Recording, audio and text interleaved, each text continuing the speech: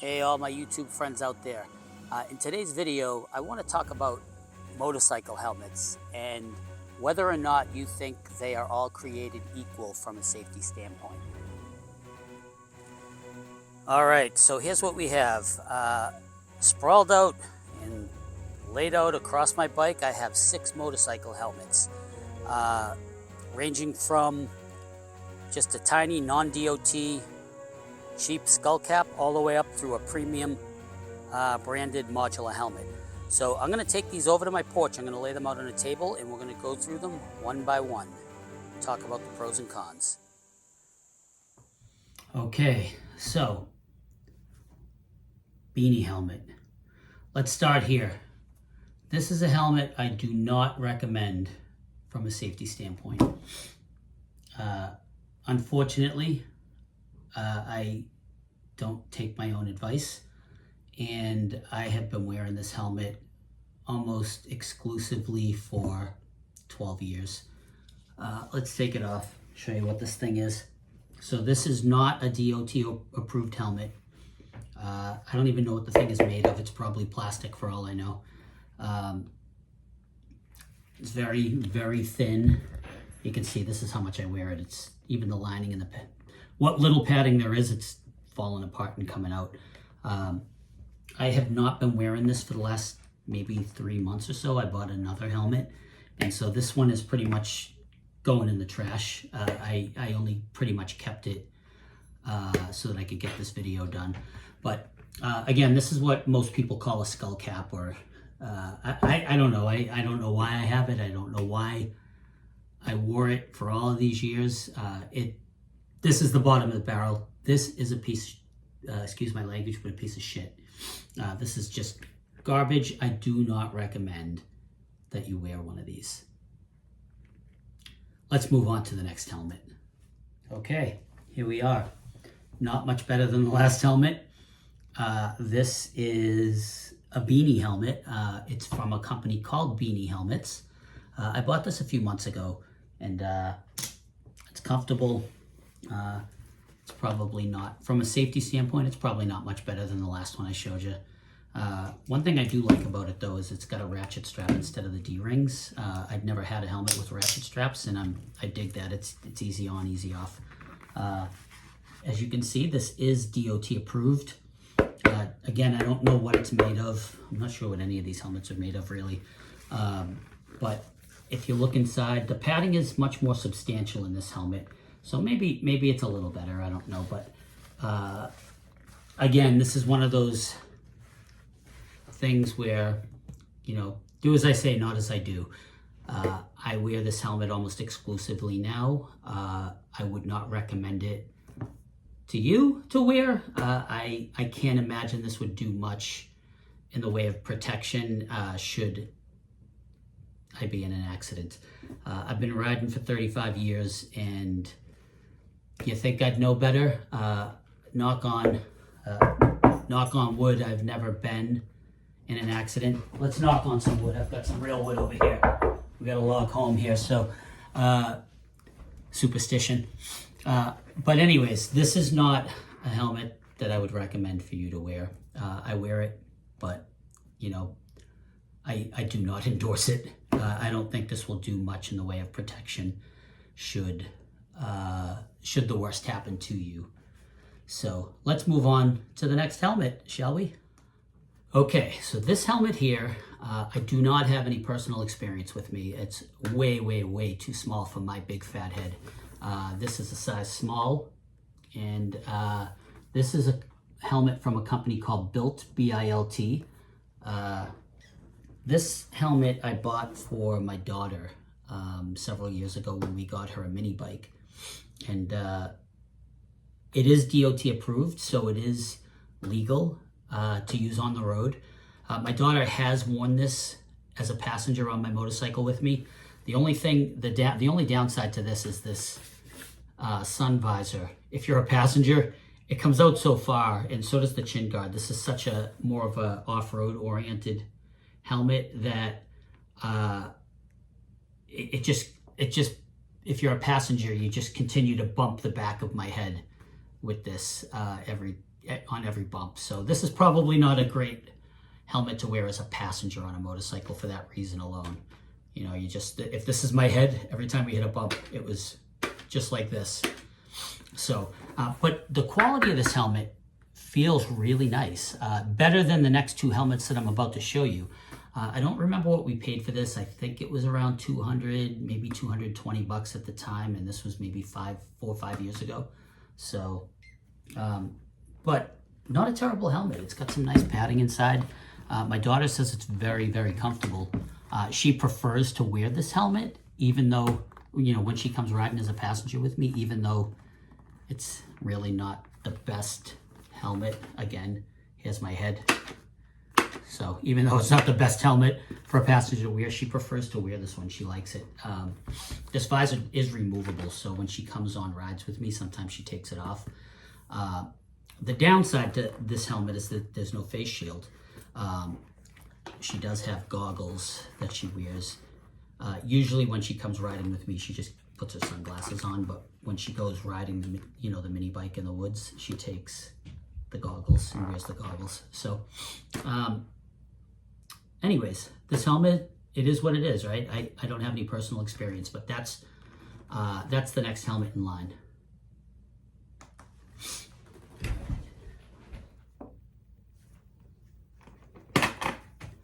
All right, so this helmet, HJC, this one is mine. I have some experience with it. I've worn it. I don't like it. I'm gonna take it off. So this helmet, I've had this helmet for way too long. Probably not a helmet I should wear anymore. I've had this for at least 15 years. It never really was sized right for me. This is a size large and I should be in an extra large. It's just a little bit too snug for me.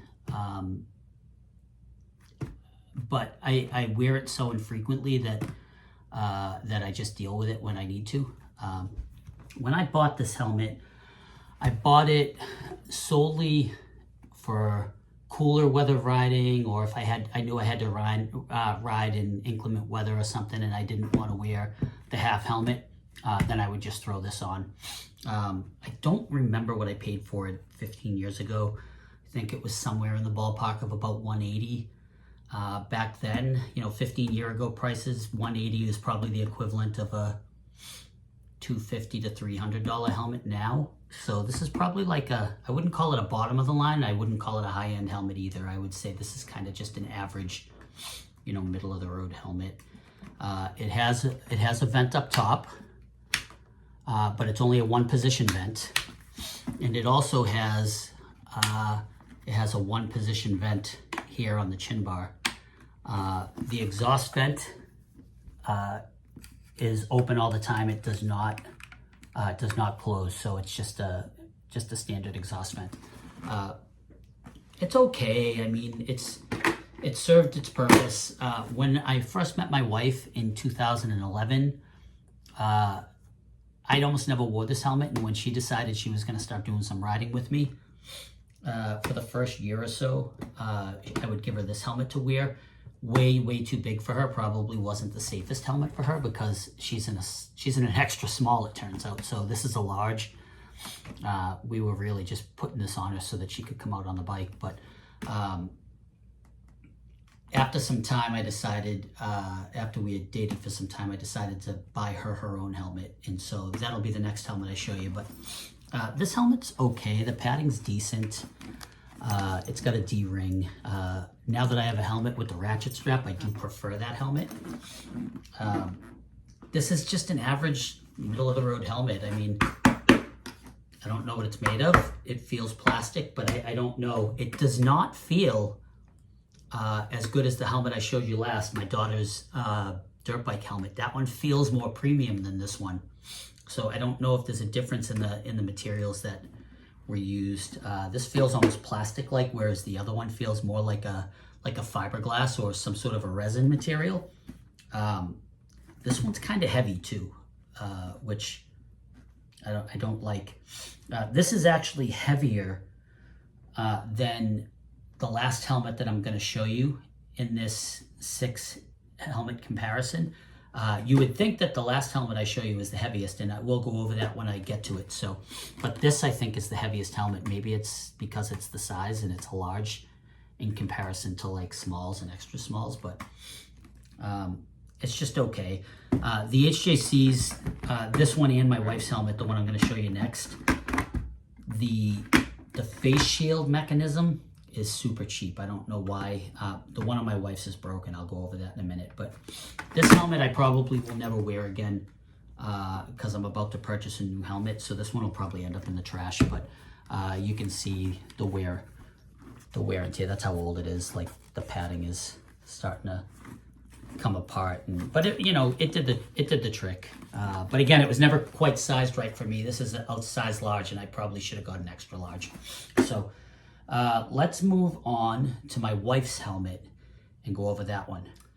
Okay, so this is the helmet that I bought for my wife about a year after we started dating. I bought it for her for Christmas, and this is probably about the equivalent of the last helmet I showed you. It's probably, you know, with the exception of the graphics, it's probably a similar helmet. This one is model CL16. So it's an HJC CL16. My wife, she always thought it was comfortable. She said it wasn't too heavy. Again, it's got a one position vent up top. It's got a one position vent on the chin bar, and it's got an exhaust vent in the back that's fixed, so it's always open. You can't close it. So I would think this is an equivalent helmet to the one that I showed you last, my helmet. The inside, the padding feels similar. It feels like it's a similar material. You know, it's decent. It's got a D-ring instead of the ratchet, which is what it is. The one thing with this helmet, and my wife and my daughter have similar size heads. This is an extra small.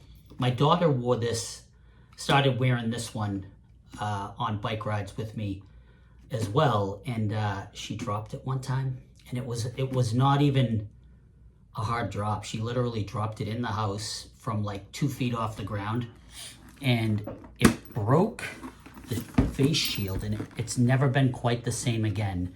And it's not the shield that broke.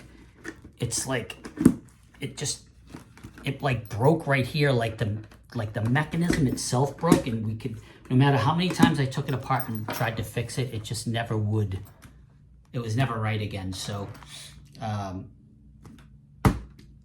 you know, that was kind of disappointing for, you know, what was maybe a drop from 2 feet off the ground.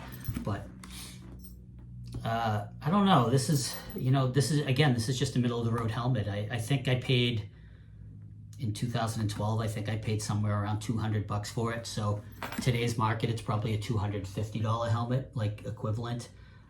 So not a bottom of the barrel helmet, but definitely not what I would consider a premium helmet either. So, but you know, thankfully we haven't had to test out the true protection values of any of these helmets.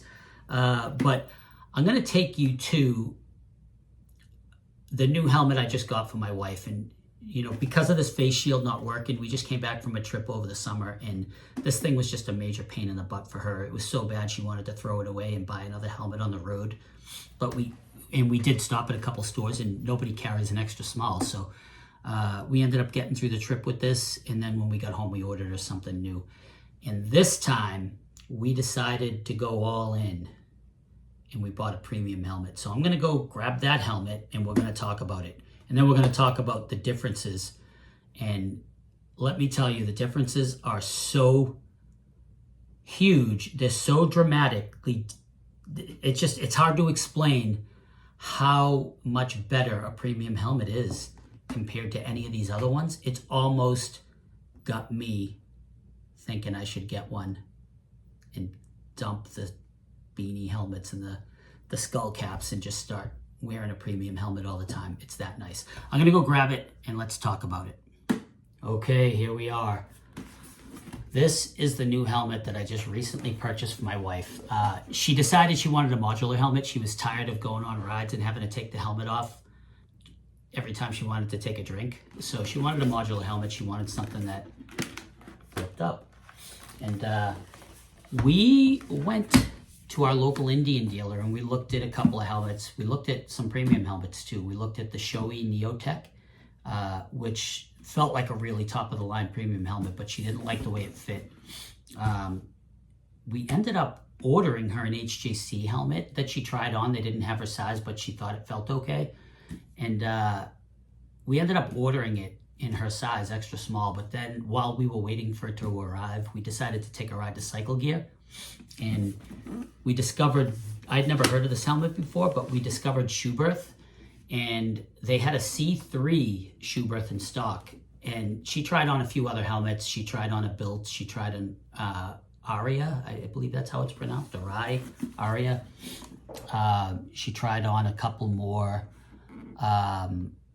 Shoei helmets. And she kept going back to the Schuberth C3 helmet. They had a small, but they didn't have an extra small. So we ended up saying, all right, let's go home. We'll see what they have for colors and stuff online. We'll just order it. And then when we went home and we went online, we discovered that they actually had a C5 as well. And it was more money. It was probably 40% more expensive than the C3, but the reviews were good and we decided to order it. So we got it in a blue. It's like a matte colored blue. Fits in well with my Indian, which is blue. But boy, oh boy, let me tell you, this helmet just feels good. It just feels so premium compared to the other ones. I think that this is fiberglass, and I believe it's got like a top strip up at the top of the head. It's got like a strip of carbon fiber for added protection, but the features in this helmet are unbelievable. It's lighter. I weighed it. It's about 0.3 pounds lighter than the standard full face helmet that my wife was wearing, which is unusual because modulars are usually heavier, but this is a very lightweight helmet for a modular. This comes in at around 3.8 pounds, if my scale is accurate, 3.7 to 3.8 pounds. Some of the features of this helmet are fantastic. So this has got a multi-position, it's got two vents here. So there's a vent here, and there's also another vent here, and they're both open close. Then it's got a multi-position vent up here, so it's got several positions, so you can customize the amount of airflow that you want coming up through the helmet. And I did take out the padding in this helmet. It's neat the way it's designed. It's got several channels that come up along the top of the helmet, and the airflow just kind of travels through the channels to cool you down. And then on the back, it's got an exhaust vent. That was one thing that the C3 did not have. It didn't have an exhaust vent for some reason. And that was what pushed me to go with this one over the C3, is the extra vent up top. This exhaust vent is not closable. It remains open all the time, but it is what it is. The padding, so everything works. Let's actually, before I get to the padding. So this button here opens it. It's a really, really smooth, the way it opens and closes. It's just very, very smooth. And it just feels very sturdy and very substantial when it clicks into place. Everything about it just feels premium. The face shield, it's got a whole bunch of positions. One thing that's cool is it's got a memory face shield. So like, let's say she has the face shield open here and then she decides she wants to stop, get a drink, opens up. It's a memory face shield. So when she pulls it back down, the face shield stays in the same position that she had it in until she moves it. Pretty nice. Another cool thing with this face shield is it comes with the pin lock already installed. So it's an anti-fog lens. I don't know if you'll be able to see it, but it's almost like a dual pane glass window, so it prevents fogging of the windshield. Where's the visor? Is this it? Another thing it has, which is kind of cool, is it's got this drop-down visor. the optics of that visor, she says, are really clear. There's no distortion, which is nice. So that's a nice feature. And then the padding on the inside is just it's got a ratchet thing too, so which is nice. But the padding is just really, really nice. I've never felt a helmet that felt this premium before. It's just so nice. And one cool thing with Schuberth is if the fit is not quite right to your head, they sell kits with different, like all the padding, it comes in sections. Each section is interchangeable, so you can get thicker or thinner sections, and you can customize the interior padding to fit your head. Like I have a big fat head, but my wife has a small head, extra small head. You know, so if she said this fits her really well, but if it didn't fit her well, she could have got the interchangeable padding kit, and she could have mixed and matched the padding to customize it to her fit, which is a really nice feature in my opinion. Another feature that this system has, and it's one of the features that has me thinking I might want to buy this same helmet, you know, is it's got a built-in comms system. So Sena makes a comm system, and I've never owned a comm system, but they make a comm system. The speakers are already in, all the wiring is already in, everything is pre-installed. And so basically all you do is you remove this little door right here, and then the battery pack for the comm system plugs in its place. And then on this side, you remove this little door right here, and that's where the control unit for the Sena plugs right in. And then right here, there's a little plug. You take that out, and there's a little port to plug a microphone in. And so your comm system is already pre-wired, and all you have to do is just plug and play. And it takes the Sena, I believe it's the SC2 communication system. But I always have been one to not be safe when it comes to helmets, but just feeling this helmet and the premium nature of this helmet, and my wife says it's extremely comfortable, just, you know, everything about this helmet just is so nice that it almost makes me want to go get a premium helmet, a premium matching Schuberth helmet. And I think I'm going to actually, just if for nothing else, to wear it on trips when my wife is with me, so that we can use the communication system and talk during the rides and stuff. So anyways, so